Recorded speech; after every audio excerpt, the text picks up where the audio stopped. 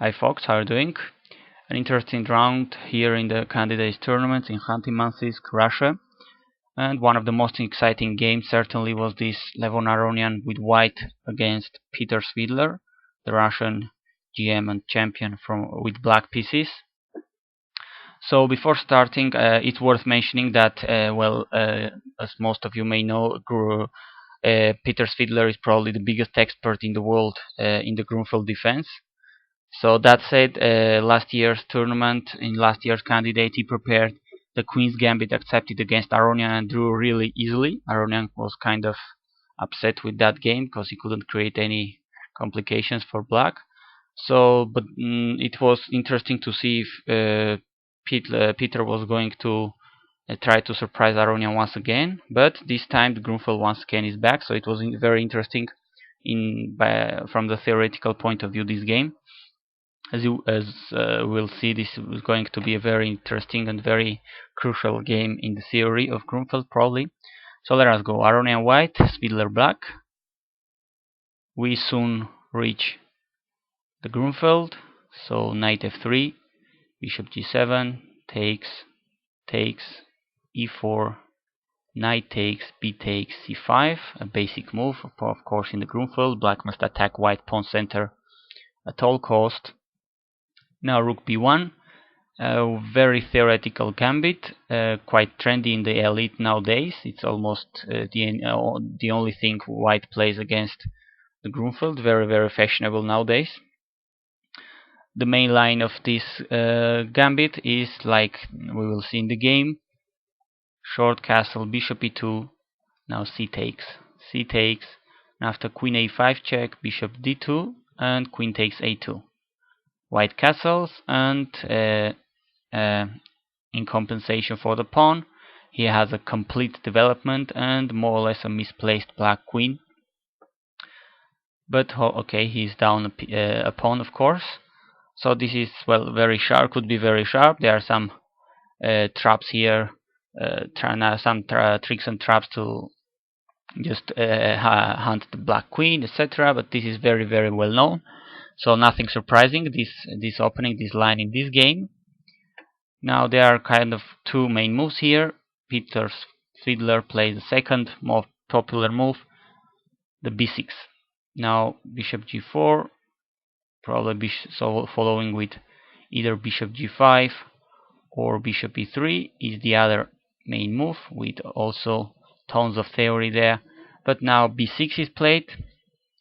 Here Aronian plays queen c1 with a couple of ideas. For instance, to avoid, I guess, to the knight to go to c6 right away, he could play the bishop to h6 to exchange that strong bishop of black as well. And he's also in a way controlling the c file, so that the queen on a2 doesn't feel that comfortable.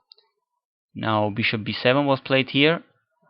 Another main move is to play queen e6, so that after bishop c4 we have a second pawn sacrifice. If queen takes c4, rook e1, the queen goes to b7, for instance bishop b4, and well, this is another possibility. And another move here after instead of bishop b7, just to illustrate that black's position isn't that easy to play. Black must play carefully, just a waste moves like, I don't know, h5. Now after bishop c4, the queen only has one square to go to, queen a4 and bishop d5, for instance, attacking the rook which cannot be protected or saved. So it's not that easy, or that black must definitely be careful here. He cannot play careless. That's why bishop b7, a very principled move here. And here we go with a couple of moves in which white tries to chase the black queen. Of course, black queen has enough space to go to, and well, repetition of moves is always an option here. But of course, black would be absolutely happy to have drawn so fastly and without any offer the game. So white shouldn't go for any of these repetitions. Now queen a4, bishop b5, queen a2. Now rook e1, defending the pawn. Well, if in this position, Peter Heine Nielsen, the GM from Denmark, if I'm not mistaken, and Svidler as black drew, for instance, in 2000 after just this move without playing anymore. So it is clear that Svidler knows this. I mean, he is the biggest expert in the world in the Grunfeld. Rook c8 is played here, and Queen d1.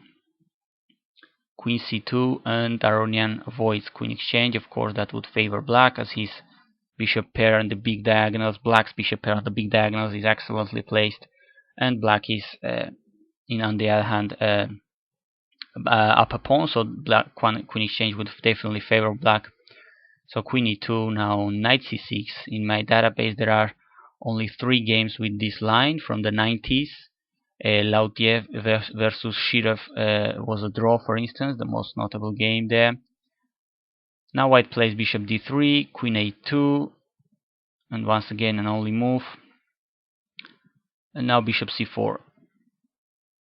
Queen a4 was played here. If Queen c2, now bishop b3, knight takes d4, knight takes d4, queen would have to go to c5. Now knight f3. This is winning another pawn for white, for black, sorry. But queen a4 was played here. Now bishop b3. Finally the queen goes to its square when it's going to stay for a while. Queen a3. It was also possible to play queen a6, trying to exchange queens once again, but bishop c4, queen a3. Here bishop takes f7 was once again a possibility. Well, I say once again because this is the move we're going to see actually in the game in other move order, because here after bishop c4 Svidler moves queen to a4. Now bishop b3, queen a3, and now after thinking for a while, Aronian saw this very tempting. In fact, the engine says it's the best white has, and later in the press conference the Armenian GM said, funny enough, this is the safest way to get a play for white, so if it is safe to sacrifice a piece. So bishop takes f7, interesting and very beautiful move, sacrificing a piece for attack. King takes f7, now queen c4 check, e6, really an only move. If king e8, now check on g8, bishop f8, now d5, and black's position is very bad. Similar is to go to, no, not here, but to f8. It's also very bad. Now knight g5, threatening checkmate. If king e8, queen f7 check, king d7, once again d5, and black's king is miserable. So it was an only move to play e6 here, which of course Peter did, and in fact he was blitzing his moves, and you could bet he was in his preparation. So kudos to him for having looked at this at home. Really an outstanding knowledge of the Grunfeld. Now knight g5 check, king e8. Of course the pawn on e6 is going to be taken. What piece is going to take it? Well, Aronian chose the knight. If queen takes e6, queen e7 would be played, and black is ready to defend his king, and white might not have enough for his piece. It is not a clear way to continue a strong attack. That's why knight takes e6 was played. Here queen e7 follows as well, and here it was there were a couple of possibilities. Aronian chose to take on g7 check, and the other possibility was d5, attacking the knight. Now the knight probably would go to d4, discover the attack against white queen. Knight takes g7, for instance, queen takes, now queen d3, and well, it is this is suggested all by the engine, and finally it labels the position as 0.00, which is really funny because black has a vulnerable king in the center, but has some passed pawns in the queen side, connected passed pawns, though very far from the first rank, while white has a potential attack against black weak king and has his own a pair of passed pawns, strong central pawns on d5 and d4. So saying this is dead equal is very funny, but sometimes this is what happens with engines. They just calculate that they don't feel this is a very exciting and very sharp position. Well, this did not happen as Aronian took on g7 first. In here, of course, queen takes, and here, well, bishop c3 was played, and this is actually the first time you could see Peter Svidler thinking. He was finally out of his preparation. There were more possibilities, of course, here. For instance, if queen e6 check, now queen e7, queen g8 check, king d7, attacking the queen, defending h7. Of course, if queen f8, now white takes on h7, threatening to take on g6 as well. So after king d7, now, for instance, queen b3. Another possibility maybe to check on d5, but queen d6. And, well, after queen d3, knight could take on d4, but now queen d3 threatening the knight on d4. There are some interesting moves here. Queen d6 protecting the knight. Bishop b4 attacks the queen on d6. Now queen f6 still protecting the knight. e5 attacking the queen. Queen h4 still protecting the knight. Funny. Rook bd1 attacking the knight twice, but king e6. And if queen takes d4, now queen takes, rook takes, material is back to equality, and this should be absolutely holdable for black. And finally, there was another possibility instead of bishop c3. Well, there were lots of possibilities, but another one I was thinking about, for instance, if d5, knight could go to e5, attacking the queen, queen b3, now king f8, and it seemed black's keeping everything under control, more or less. Still, this could go crazy, but white may not have that much for compensation for his piece.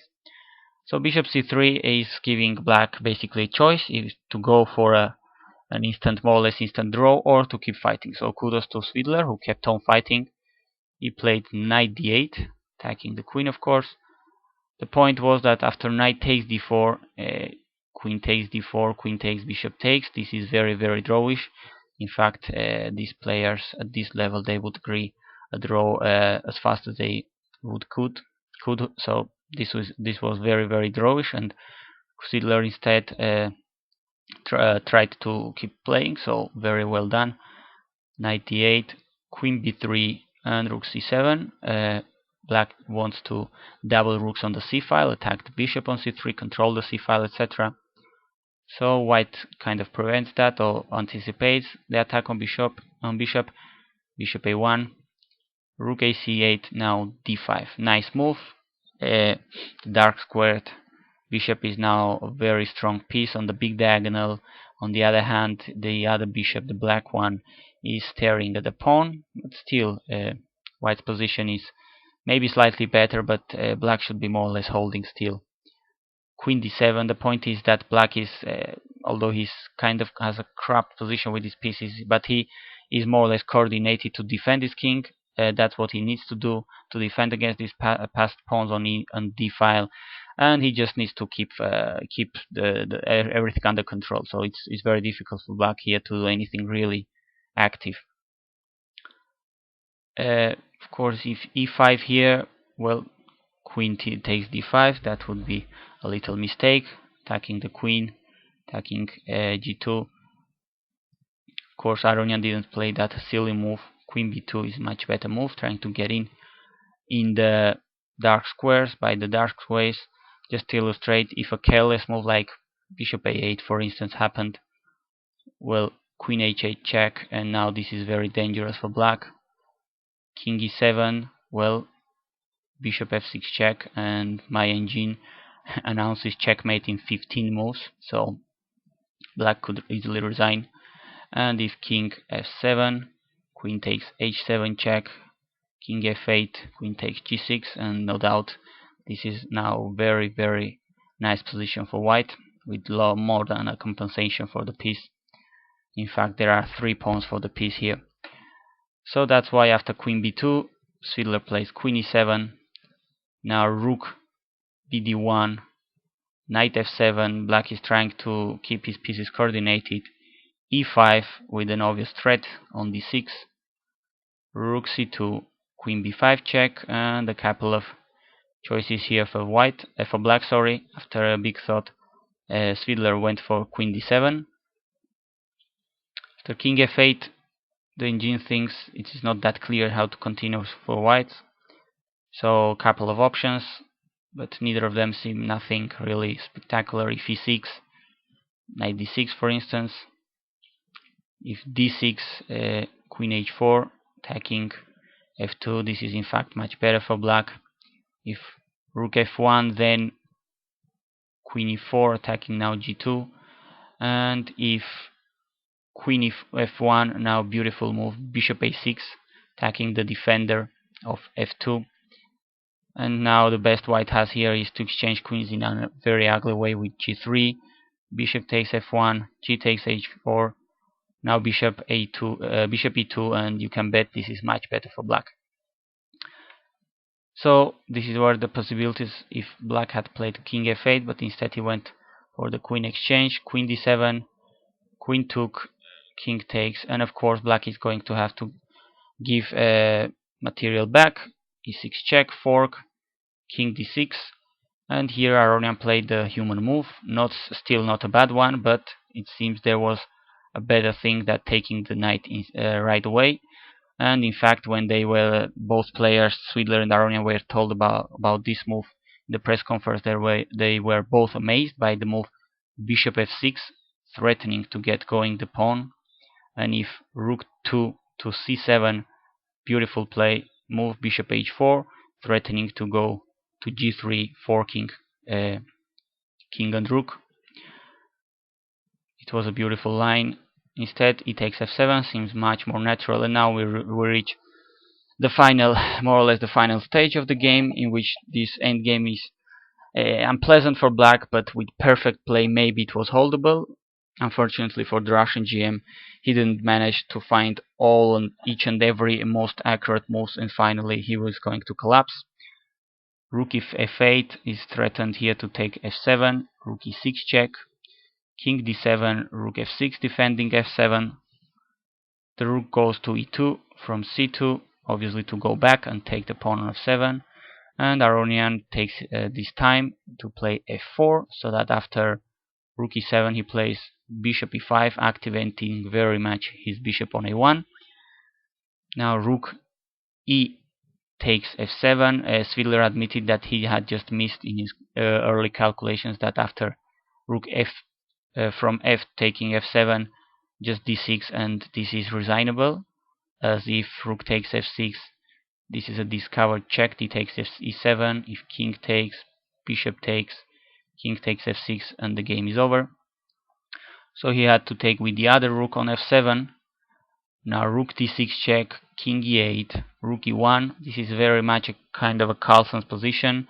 You have a better endgame, not really still winning at all, but you keep pressuring until black just collapses. Rook e7, threatening to take advantage of this spin. Now rook c1, rook back. Now rook from 8th rank to f7, bishop f6, nice move, so that after rook d7, rook e6 check, neither rook can go to e7 to protect from the check, so already quite an achievement for white. King f8, and now d6. The pawns are slowly moving forward, and Aronian is improving his position little by little. King g8, h4.